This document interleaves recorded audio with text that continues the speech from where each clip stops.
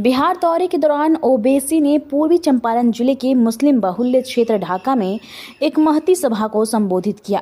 वह भाजपा, जदयू व लालू यादव सहित पाकिस्तान को कई अहम मुद्दों पर जमकर घेराबंदी की व आने वाले विधानसभा चुनाव में सभी पार्टियों को सबक सिखलाने का आह्वान किया।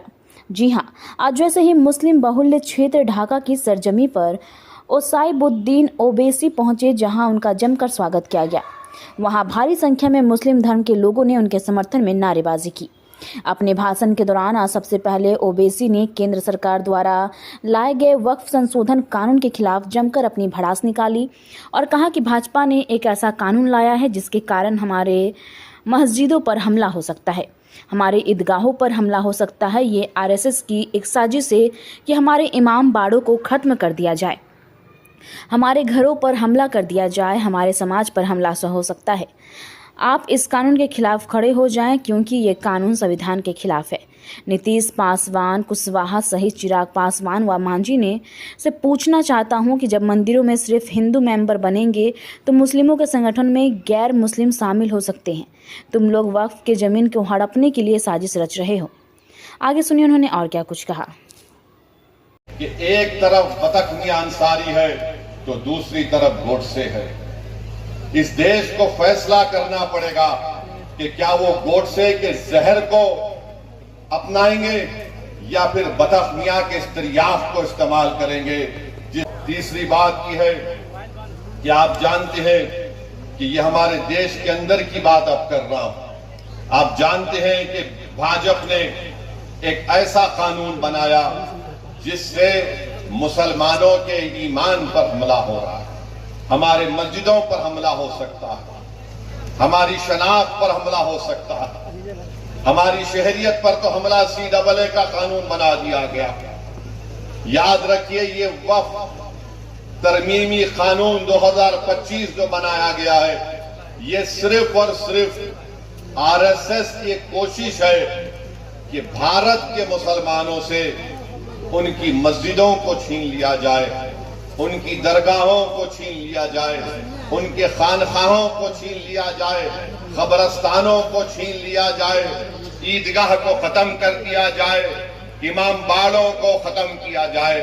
मैं आपसे अपील कर रहा हूं कि आप इस काले कानून के खिलाफ मुत्तहिदा तौर पर खड़े हो जाइए और एक आवाज में हम सबको ये पैगाम देना है कि भारत के संविधान को बचाना है और वक्फ के कानून को वापस लेना है। मोदी, ये हमारा ऐलान होना चाहिए, क्योंकि ये कानून बाबा साहेब अम्बेडकर के बनाए हुए संविधान के फंडामेंटल राइट्स के खिलाफ बनाया गया है। मुझे अफसोस है इस बात का कि नीतीश कुमार, चिराग पासवान, कुशवाहा साहब, चंद्राबाबू नायडू, जयंत चौधरी, कुमारा स्वामी ने इस कानून की, इस काले कानून की तायीद की। हम पूछना चाहते हैं नीतीश कुमार से, चिराग पासवान से, कुशवाहा साहब से, मांझी साहब से, क्या बिहार प्रदेश में हमारे हिंदू भाइयों की मंदिरों का कानून नहीं है 1950 का, जो ये कहता है कि मंदिरों में वही लोग मेंबर बन सकते हैं जो हिंदू धर्म से उनका ताल्लुक है। जब आपके लिए कोई बात अच्छी है तो फिर मुसलमान धर्म के वक्फ बोर्ड में आप कैसे किसी गैर मुस्लिम को मेंबर बनाएंगे?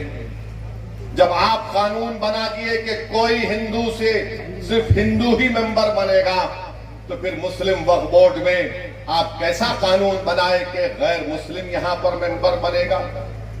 बनाने की वजह क्या है उनको बताओ आप, मगर वजह नहीं बताते हैं।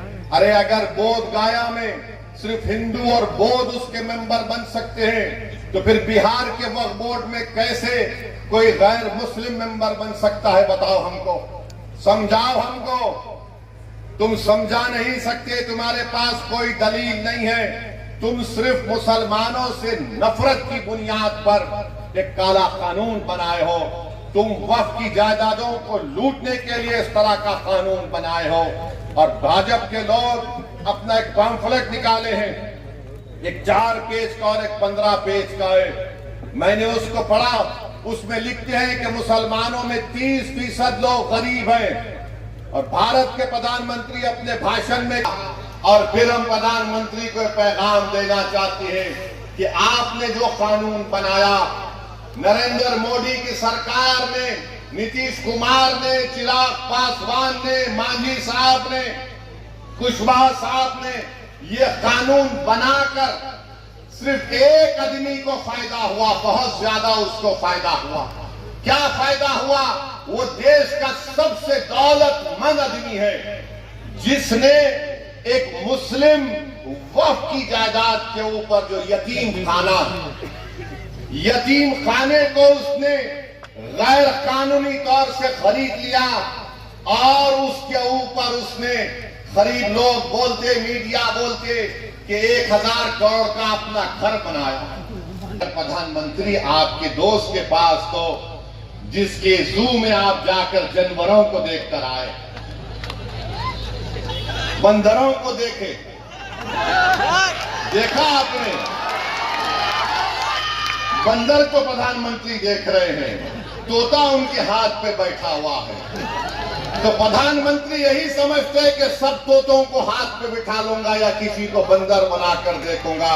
प्रधानमंत्री ये चंपारण की सरजमीन है, एक राजपूत शेर शिकार कर बैठा हुआ जाता है। आप क्यों बनाए यह कानून? सेक्शन 2C किस लिए बनाया गया, बोलो हमको।